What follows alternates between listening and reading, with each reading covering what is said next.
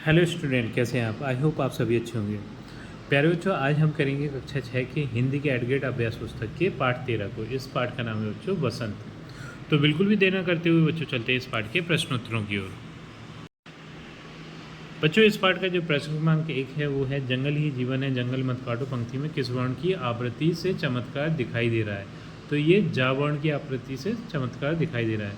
प्रश्न क्रमांक 2 है, कोयल गीत कब गाती है? तो इसका उत्तर है बी वाला, बसंत ऋतु में कोयल गीत गाती है। प्रश्न क्रमांक 3 है, मोर के नृत्य से किस ऋतु के आगमन का आभास होता है? तो ये बसंत ऋतु के आगमन का आभास होता है। प्रश्न क्रमांक 4 है, धरती का पर्यायवाची शब्द क्या है? तो ये है वसुधा, धरती का पर्यायवाची शब्द है। प्रश्न क्रमांक 5 है, निम्नलिखित में शुद्ध वर्तनी वाला शब्द कौन सा है? तो ये है शिशिर। बच्चों, प्रश्न क्रमांक 6 से लेकर 10 तक रिक्त स्थान वाले प्रश्न हैं। इसमें प्रश्न क्रमांक 6 के रिक्त स्थान में आएगा जीवन, 7 में आएगा कोयल, सॉरी 8 में आएगा आम, 9 में आएगा मीठा और 10 में आएगा वृक्ष।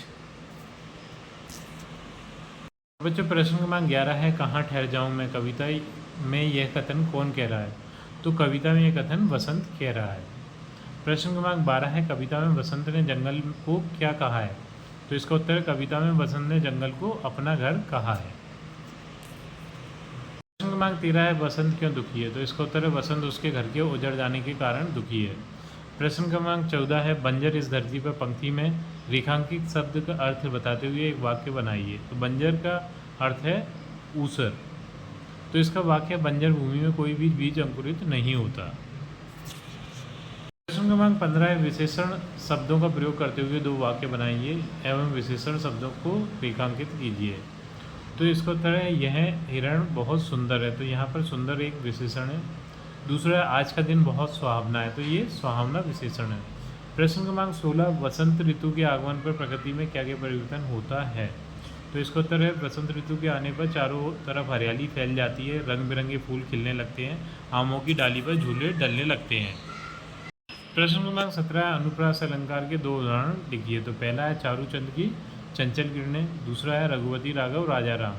प्रश्न क्रमांक 18 है, बसंत ऋतु की मोहक रूप को पुनः प्राप्त करने के लिए आप क्या क्या करेंगे? तो इसका उत्तर है, हम जंगलों को पुनः लगाएंगे तथा बंजर भूमि को फिर से उपजाऊ बनाकर चारों तरफ हरियाली लाएंगे। प्रश्न क्रमांक 9 है, आपको कौन सी ऋतु पसंद है और क्यों? अपने शब्दों में लिखिए। तो इसका उत्तर बच्चों आप यहाँ से देखकर लिख सकते हैं। अब चलते हैं बच्चों अगले प्रश्न की ओर।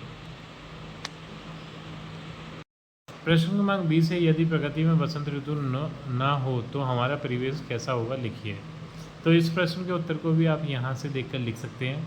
तो बच्चों, इसी प्रश्न के उत्तर के साथ हमारी ये वीडियो कंप्लीट होती है। आई थिंक ये वीडियो आपको पसंद आई होगी। यदि वीडियो आपको पसंद आई है तो वीडियो को लाइक करिए, चैनल को सब्सक्राइब करिए। आपसे मिलते हैं अपनी अगली वीडियो में।